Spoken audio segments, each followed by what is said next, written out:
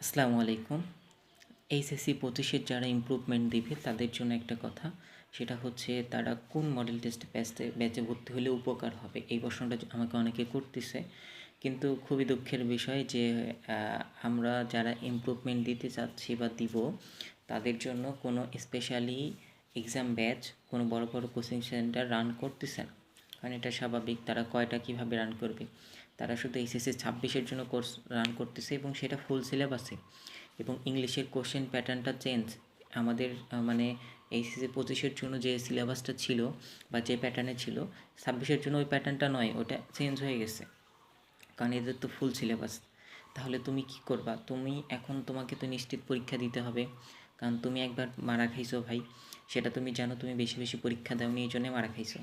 তো সেক্ষেত্রে তোমরা দেখতে পারো যে কোনো একটা টিচার রাখে মডেল টেস্ট দেওয়া যায় কি না। এটা হচ্ছে প্রথম কথা, যে সে তোমাকে পরীক্ষা নেবে বারবার। তোমার তো পড়া আছে অনেক কিছু জিনিস, যদি নাও পড়া থেকে সময় আছে পড়ে নাও, সমস্যা নেই। টিচার রেখে পরীক্ষা দেওয়ার চেষ্টা করো, বারবার বেশি বেশি পরীক্ষা দাও। যত পরীক্ষা দিবা তত তুমি পরীক্ষাতে আরও আগাবা। আর যদি পরীক্ষা না দাও তাহলে যেরকম রেজাল্ট এসে ওই রকম আবার চলে আসবে, ঠিক আছে?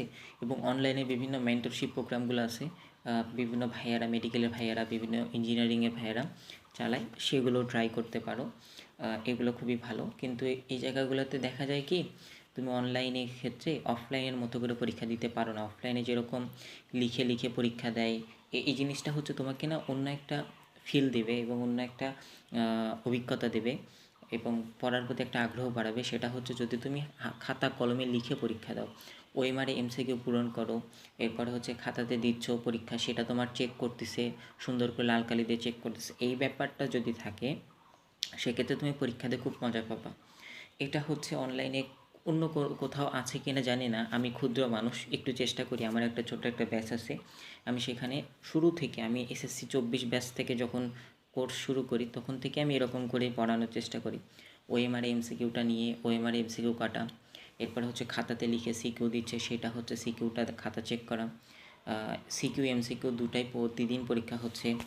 সাথে সাথে হচ্ছে আর কি তোমার জ্ঞানমূলকটা রাখতেছি, জ্ঞানমূলকটা যাতে হচ্ছে অ্যাডমিশনে যেহেতু জ্ঞানমূলক টাইপের কোশ্চেন বেশি দেয়, অ্যাডমিশনটাও কভার হয়ে যায়, এই জিনিসগুলো। তো আমার কাছে ভর্তি হবে আমি এটা বলছি না, তুমি চাইলে বিভিন্ন জায়গাতে ভর্তি হতে পারো।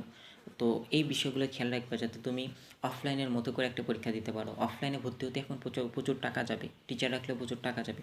যাদের টাকা নিয়ে সমস্যা হচ্ছে তারা আমার এই ক্ষুদ্র কোর্সটা নিতে পারো, খুবই সামান্য একটা প্রাইজে রাখছি।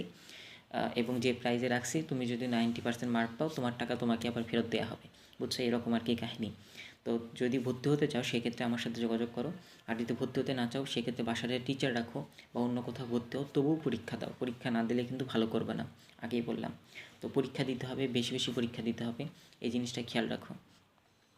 আর পড়তে হবে, শর্ট সিলেবাসে এক্সাম হবে যেহেতু, তোমাদের শর্ট সিলেবাসের মডেল টেস্টগুলো কিন্তু বিভিন্ন কোচিং সেন্টারে তুমি দিলেও কিন্তু পাবা না, কারণ তাদের তোমার মনে করো যে শর্ট সিলেবাসের বাইরে থেকে বিভিন্ন কোশ্চেন দেবে, সেটা তো তুমি পারবা না, তখন তুমি হতাশায় পড়বা। তো এই জন্য তোমার জন্য দরকার, তোমাকে ফোকাস করে যে কোশ্চেনটা করা হবে সেটা। তো এইটা হচ্ছে আমি প্রোভাইড করতেছি বা করার চেষ্টা করব ইনশাল্লাহ। তো আশা করি উপকার করতে পারবো যদি তোমার মনে হয়। আর যদি মনে না হয়, তোমার কখন যা পরামর্শ লাগে আমাকে বলিও, আমি সাহায্য করবো, সমস্যা নেই। ধন্যবাদ সবাইকে।